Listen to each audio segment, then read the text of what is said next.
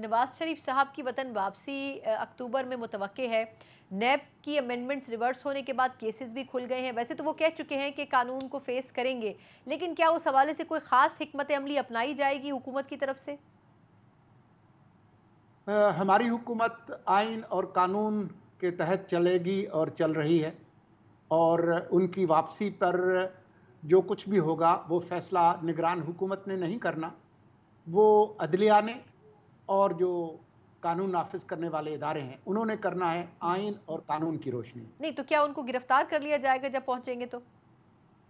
इसके बारे में मैं किसी किस्म की पेशगोई करने से एतराज़ करूँगा, क्योंकि वो जब तशरीफ़ लाएंगे तो उस वक्त जो कानूनी सूरत हाल होगी और जो अदालतों के जो फैसले होंगे वो इसका जवाब देंगे।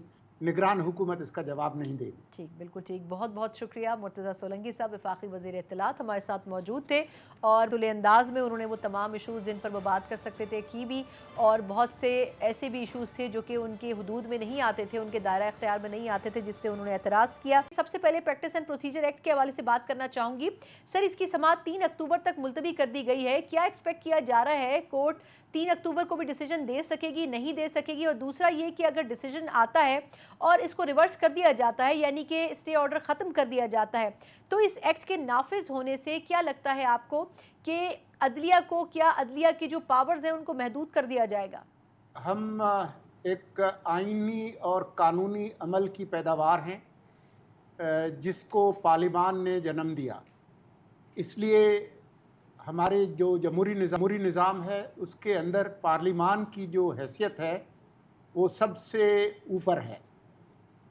लेकिन साथ ही पाकिस्तान के आइन के अंदर जो अदलिया और आज़ाद अदलिया की जो अहमियत है उसको हम काफ़ी अहम समझते हैं और अदलिया की आज़ादी का भी एहतराम करते हैं।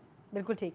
अच्छा सर, क्योंकि आपने अभी अदलिया का हवाला दिया है, तो एक ज़िमनी सवाल इसमें ये भी करना चाहूँगी कि नए चीफ जस्टिस साहब आए हैं, फ़ाइज़ ईसा साहब, और उन्होंने कुछ अच्छे इक़दामात भी किए। प्रोटोकॉल नहीं लिया, गार्ड ऑफ ऑनर नहीं लिया। फिर ये कि जिस तरीके से वो लेकर चल रहे हैं, आज सारा दिन लाइव कवरेज उनकी इस पूरे रेफरेंस की जो चल रही थी वो चलती रही।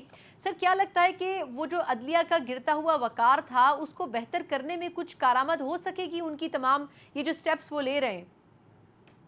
गुज़श्ता कई सालों से हमारे बहुत से इदारों की इज़्ज़त व तकरीम में कमी आई है, बशमूल मीडिया। तो ये एक अफ़सोसनाक अमर है। मेरे लिए ये एक खुशी की बात है कि हमारी अदलिया अपना खोया हुआ वक़ार दोबारा बहाल करे।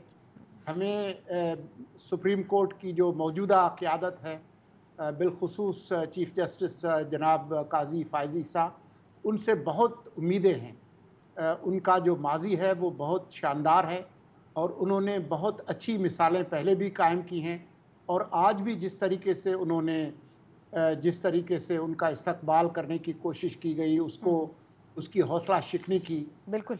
और जिस तरह से जो पुराना नौआबादियाती और बादशाही वाले निज़ाम वाला जो कल्चर है, उसकी जिस तरह से उन्होंने हौसला शिकनी की है, मुझे उस पर बहुत खुशी हुई है। और मेरा ख़्याल है ये एक आज का जो दिन है अदलिया की जो आज़ादी और तकरीम में मज़ीद इज़ाफ़े का सबब बनेगा।